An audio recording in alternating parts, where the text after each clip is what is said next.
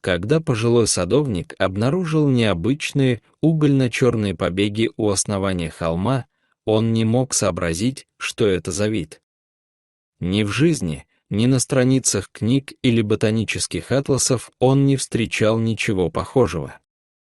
Однако, когда они начали расти, случилось невероятное. Генри жил в маленьком поселке на севере Британской Колумбии, у самой кромки хвойного бора. Его семья занималась садоводством уже 3 поколения, их рассадник был известен на всю округу.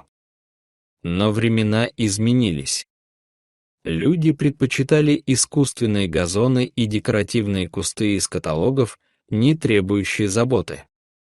Крупные фирмы вытесняли мелкие хозяйства, и Генри, стиснув зубы, закрывал теплицы одну за другой, распродавая инструмент, чтобы расплатиться с кредитами.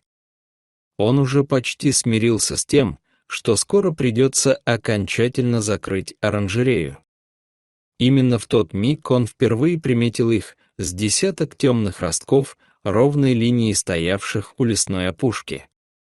Их листва казалась такой хрупкой, будто из тончайшего вулканического стекла. Воздух вокруг был холодный, и по спине пробежала легкая дрожь, то ли от предвкушения, то ли от пронизывающего ветра меж сосен. Он осмотрелся, ни следов, ни контейнеров, ни пометок. Не могло ли это быть шуткой какого-нибудь увлеченного ботаника? Но нет, грунт под ростками был не тронут, словно они взошли здесь сами. Любознательность победила осторожность. Генри аккуратно извлек их, стараясь не задеть корешки, и перенес в парник. Он рассадил их отдельно в свежую землю, настроил лампы со щадящим светом, выставил постоянную температуру и влажность. Каждый день он навещал их, вносил заметки, замерял рост, изучал структуру листьев под увеличительным стеклом. Но шли недели, а побеги оставались без изменений. Не росли, не увядали. Казалось, застыли. Тревожные догадки не отпускали его. Что если это агрессивный чужеродный вид? Или ядовитый? А может, искусственно созданный организм, сбежавший из секретной лаборатории? Но было и иное чувство, теплое, упорное, похожее на надежду. Внутренний голос твердил, это последний шанс, но, как нарочно, в тот момент его здоровье пошатнулось. Затяжные холодные дожди, усталость, бессонные ночи, и вот он уже лежит в постели, дрожа от жара. Высокая температура, тяжесть в легких. Он почти не мог говорить, вставать, даже думать о саженцах. Все вокруг, теплицы, дом, питомник, стало медленно угасать без присмотра. Двор зарастал бурьяном, в парнике гибли саженцы.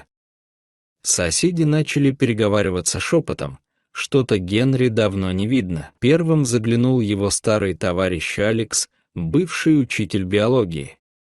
Он вошел без стука, застал Генри в бреду и вызвал доктора. Потом принялся наводить порядок в теплицах, кормить кур, чинить полив. О черных ростках он ничего не ведал, просто заметил необычное растение, бережно расставленные в отдельных горшках, и решил ухаживать за ними, как за остальными. Алекс с юности проявлял интерес к растениям. Даже на уроках биологии он чаще рассказывал о деревьях, чем о строении клетки. После ухода из школы жил в одиночестве среди книг и гербариев. Помогая Генри, он будто возвращался в лучшие годы. Теплица вновь наполнялась ароматом сырой почвы и предчувствием чуда. Одним вечером, проходя мимо черных побегов, он замер как вкопанный.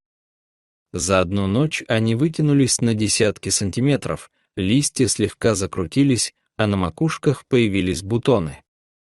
К утру бутоны распустились, выпустив густо-фиолетовые, почти светящиеся цветы. Запах был едва уловим, слегка сладковатый, напоминающий смесь лаванды и дыма. Алекс, не веря глазам, сфотографировал растение, записал показания и сел за старый ноутбук. Поисковые системы ничего не дали, но в одном архивном журнале он наткнулся на упоминание: Nadstiflora mirabilis – экспериментальный гибрид, созданный в закрытой лаборатории более 30 лет назад. Предполагалось, что он сможет очищать почву и отпугивать вредителей, но проект свернули, а образцы потеряли. Когда он рассказал об этом Генри, тот долго молчал. Потом медленно поднялся и с усилием дошел до теплицы. Там он долго стоял, глядя на сияющие цветы. «Они ждали», — тихо произнес он, — «ждали, пока я отступлю». Весть об удивительных саженцах быстро разнеслась. Сначала пришли соседи, потом журналисты, затем ученые. В деревню прибыл доктор Бэнкс, ботаник из Ванкувера, один из немногих, кто знал о проекте Nadstiflora. Он был поражен. Поражен тем, что растения не только сохранились, но и адаптировались. Он предложил Генри и Алексу сотрудничество, восстановление питомника, инвестиции, новые лаборатории, публикации. В деревне к этому отнеслись по-разному. Кто-то гордился: «Наш Генри в газетах». Кто-то ворчал: «Опять чудит». Но даже самые скептичные подходили к теплицам и подолгу молчали, словно надеясь увидеть нечто большее, чем просто цветок. Алекс начал вести неофициальный дневник. Он записывал не только научные данные, но и странности. В теплице с саженцами не водились насекомые. Однажды он утверждал, что ночью слышал тихий треск, будто растения переговариваются. После этого Алекс установил микрофон. Запись уловила гул, похожий на дыхание леса. Однажды в питомник вошла пожилая женщина. В потрепанном пальто, с теплым взглядом. Она остановилась перед одним из кустов, провела пальцем по лепестку и сказала: «Он снился мне. В саду моей матери». Я думала, это просто сон. Генри смотрел на нее, будто впервые понимая, сколько незримых нитей связывает людей и растения. Доктор Бэнкс начал оформлять заявки на гранты. Он предложил Генри создать исследовательскую станцию и учебный центр для студентов. Генри наблюдал, как теплицы наполняются голосами, приборами, новыми помощниками. Он чувствовал, как питомник пробуждается. Но главное, он сам оживал. Однажды ранним утром, когда еще стелился туман, он вышел в сад. Черные растения стояли в ряд, их лепестки впитывали свет зари.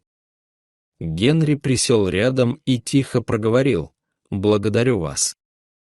Я думал, все уже кончено. Дорогие зрители, что вы думаете об этой истории?